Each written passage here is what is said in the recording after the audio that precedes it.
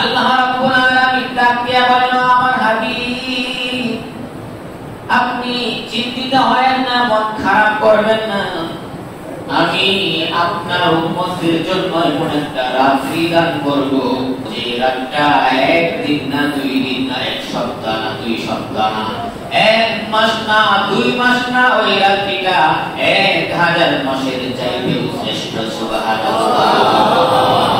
ওই রাত্রিটা সামনে আসতেছি, ওই রাত্রিটা আমাদের সামনে আসতেছি বলে সবে বদর রাত্রি যদি কারো ভাগ্যে নসিব হয়ে যায়, যদি সবে বদর রাত্রি কারো ভাগ্যে নসিব হয়, 1 রাত্রি ইবাদত করবে 1000 মাস ইবাদত করার আমল তার চাইতে বেশি সওয়াব পাবে।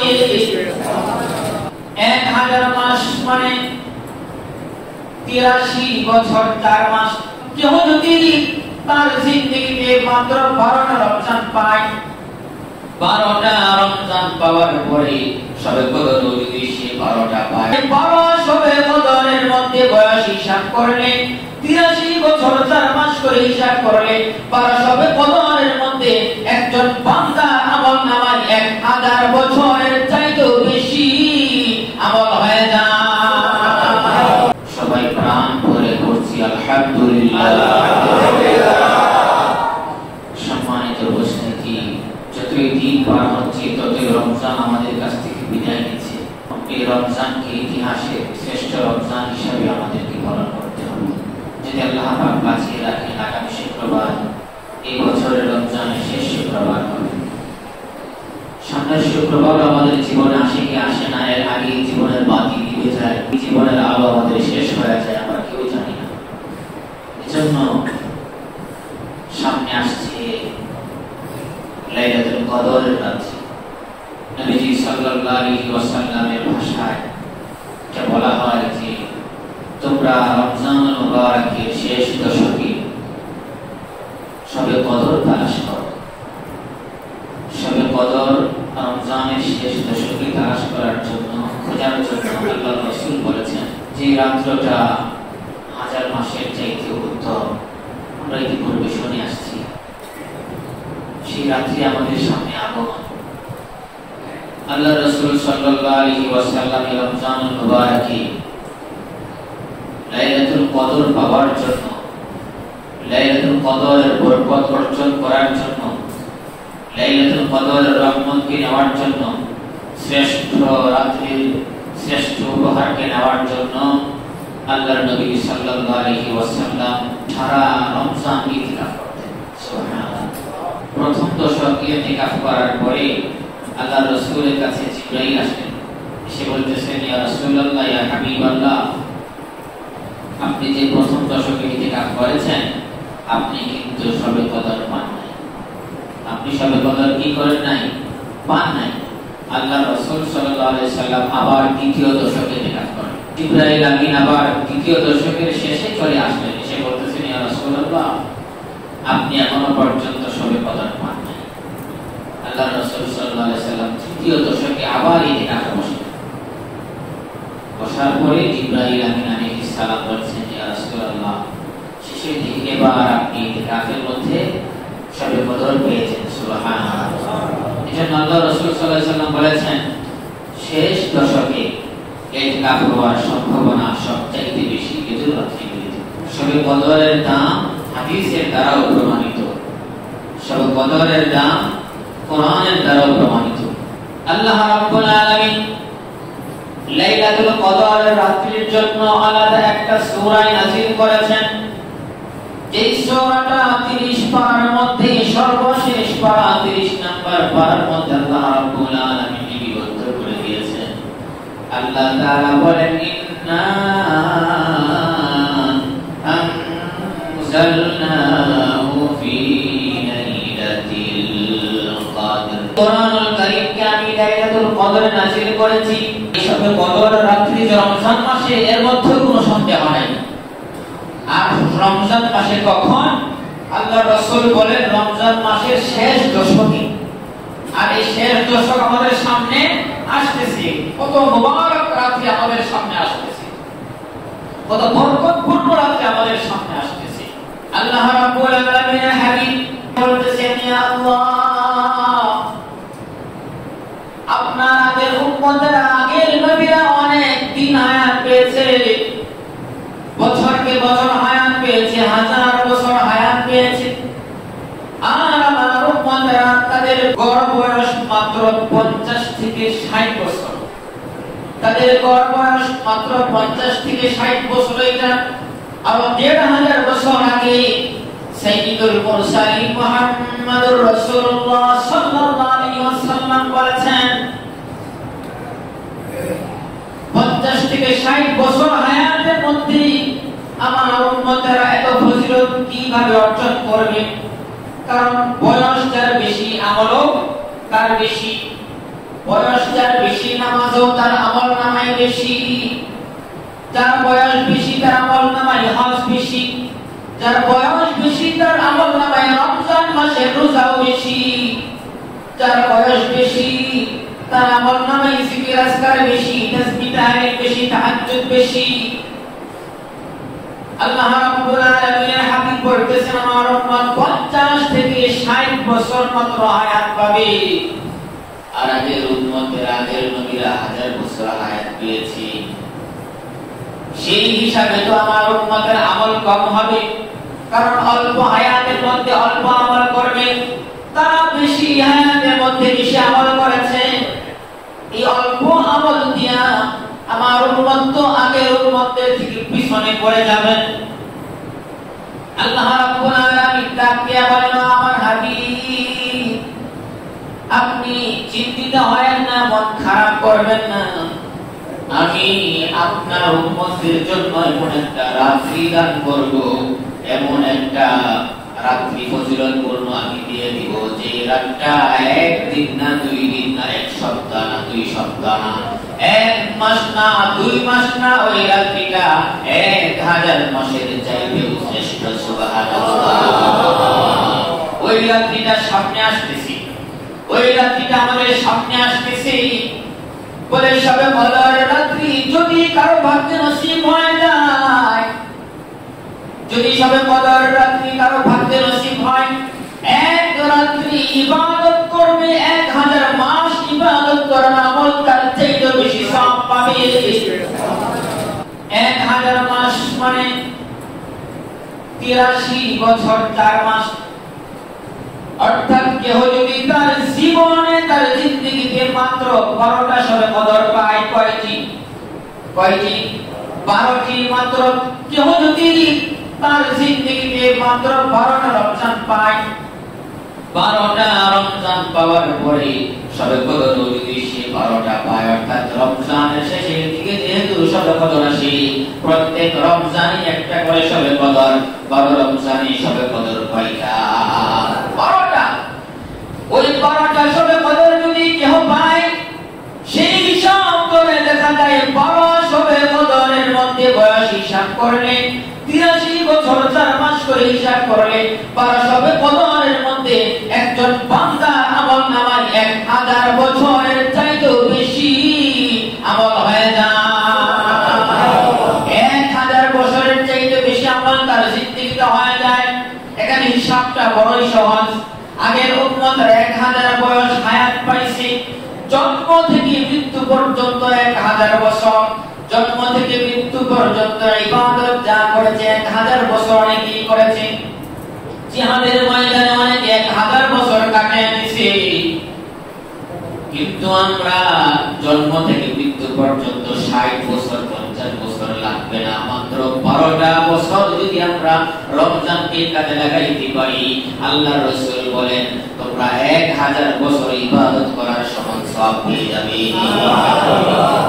এই ফজিলতের রাত সামনে আসতেছে। আল্লাহ রাব্বুল আলামিন বলেন, এই রাতের দাম এত বাড়ায় দিলাম, এত বেশি কেন জানোনি?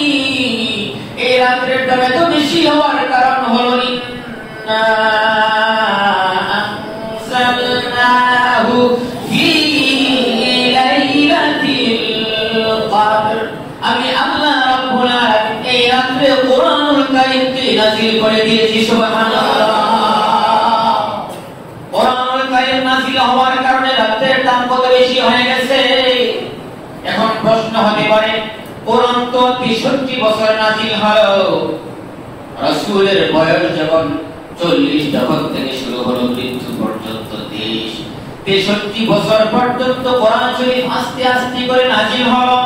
কখনো এক আয়াত, কখনো দুই আয়াত, কখনো তিন আয়াত, কখনো এক সূরা, কখনো দুই সূরা, কখনো তিন সূরা, যখন যা প্রয়োজন হলো আল্লাহ তাআলা তখন তা নাযিল করলেন। এইভাবে 23 বছরে কোরআন শরীফ নাযিল হলো। তাহলে সবে কদরের রাত্রিতে কোরআন শরীফ পুরোটা কিভাবে নাযিল হলো? আল্লাহ রাব্বুল আলামিনের হাবিব বলেন, কোরআনুল কারীমের বাণী লৌহে মাহফুজে আল্লাহ রাব্বুল আলামিন বলে দিয়েছেন, বাল হুয়া কুরআনুম মাজিদ ফি লাওহিন মাহফুজ। আল্লাহু আকবার। আল্লাহ রাব্বুল আলামিন বলেন, কোরআনের বাণী লৌহে মাহফুজে, সেখানে কোরআন শরীফকে আমি সংরক্ষণ করে রেখেছি। শুধু কোরআন শরীফ না, মানুষের আদি থেকে অন্ত পর্যন্ত, জীবনের শুরু থেকে শেষ পর্যন্ত, পৃথিবীর আদি থেকে অন্ত পর্যন্ত, পৃথিবীর শুরু থেকে শেষ পর্যন্ত যা কিছু হবে, যা কিছু ঘটবে, যা কিছু আমি করব, সবকিছুই লৌহে মাহফুজের মধ্যে আমি লিখে রেখেছি। সুবহানাল্লাহ। আল্লাহ রাব্বুল আলামিন বলেন, আমি সেখানে সবকিছু লিখে রেখেছি। সেখানে একটি কলম আছে। আল্লাহর হাবিব মুহাম্মদ সাল্লাল্লাহু আলাইহি সাল্লাম যখন মিরাজে গেলেন, যাওয়ার পরে লৌহে মাহফুজের মধ্যে শুনতেছেন কলমের খসখস আওয়াজ, লেখার আওয়াজ। লিখলে যেমন একটা আওয়াজ হয়, সেখানে এমন একটা আওয়াজ হইতেছে। আল্লাহর নবী সাল্লাল্লাহু আলাইহি সাল্লাম জিজ্ঞেস করলেন, ও জিবরাইল, এটা কিসের আওয়াজ? জিবরাইল বললেন, কলমের খোঁজার আওয়াজ, কলম লিখতেছে। আল্লাহ রাসূল বললেন, কিভাবে? জিবরাইল বললেন, কলমকে আল্লাহ রাব্বুল আলামিন বলেন, উক্তুব, তুমি লিখতে থাকো। কলম বলে, মাযা আকতুবু, আমি কি লিখবো? আল্লাহ রাব্বুল আলামিন বলেন, উক্তুবিল কদরা, তুমি তাকদীর লেখো। অর্থাৎ কিয়ামত পর্যন্ত যত মানুষ দুনিয়ার বুকে আসবে, আসতে থাকবে, সব মানুষের তাকদীর এই কলম লিখতেছে। সুবহানাল্লাহ। এই লৌহে মাহফুজের মধ্যে আল্লাহ তাআলা রাব্বুল আলামিন কোরআনুল কারীমকে সেখানে সংরক্ষিত করেছেন। আর এই শবে কদরের রাত্রিতে, সামনে যে রাত্রি আসতেছে, এই শবে কদরের রাত্রিতে গোটা কোরআনুল কারীমকে লৌহে মাহফুজ থেকে প্রথম আসমানে একেবারে নাযিল করেছেন। সুবহানাল্লাহ। বিষয়টা খুবই সহজ। লৌহে মাহফুজ থেকে এই শবে কদরের রাত্রিতে আল্লাহ সুবহানাহু ওয়া তাআলা কোরআন শরীফ পুরোটাকে আসমানে, প্রথম আসমানে নিয়ে এসেছেন। সেখান থেকে আল্লাহ রাব্বুল আলামিনের হাবিবের উপর এক আয়াত, দুই আয়াত, তিন আয়াত, এক সূরা, দুই সূরা, তিন সূরা, যখন যা প্রয়োজন প্রথম আসমান থেকে আল্লাহ রাব্বুল আলামিনের হাবিবের কাছে নাযিল করেছেন। আওয়াজ দিয়ে বলেন সুবহানাল্লাহ। শবে কদর রাত্রি দাম আছে না? অনেক দাম। আল্লাহ রাব্বুল আলামিনের হাবিব বলতেছেন, ও আল্লাহ, কত দাম, কত দাম। আল্লাহ তাআলা বলেন, ইন্না আনজালনাহু ফি লাইলাতিল কদরি ওয়া মা আদরাকা মা লাইলাতুল কদরি। ও আমার হাবিব, আপনি কি জানেন লাইলাতুল কদরের দাম কত? আল্লাহ তাআলা সওয়ালে মুকদ্দারের জবাব দিতেছেন। আল্লাহ রাব্বুল আলামিন প্রশ্ন করতেছেন, ওয়া মা আদরাকা মা লাইলাতুল কদরি, এই লাইলাতুল কদর কি আপনি জানেননি? আল্লাহ তাআলা তারপরে বলতেছেন, লাইলাতুল কদরি খায়রুম মিন আলফি শাহর। লাইলাতুল কদর এমন এক ফজিলতের রাত, আপনি যে আমার কাছে বলেছেন, ও রাসূলুল্লাহ সাল্লাল্লাহু আলাইহি সাল্লাম, আপনি যে বলেছেন আমার উম্মতরা কিভাবে অগ্রগামী হবে, কিভাবে আগায় যাবে, আমি আল্লাহ রাব্বুল আলামিন আপনার দুঃখ সহ্য করতে পারি না, আপনার কষ্ট আমি সহ্য করতে পারি না। আমি আল্লাহ রাব্বুল আলামিন বলে দিলাম, ও ইয়া রাসূলুল্লাহ, ইয়া হাবিবাল্লাহ, খায়রুম মিন আলফি শাহর, এমন একটা রাত্রি রমজান মাসে শেষের দিকে আমি দিয়ে দিব। এই রাত্রিটা এক মাস না, দুই মাস না, 1000 মাসের চাইতেও শ্রেষ্ঠ। সুবহানাল্লাহ। এই রাত্রিতে কি হয় প্রশ্ন আসে। আল্লাহ রাব্বুল আলামিন কোরআন কারীমের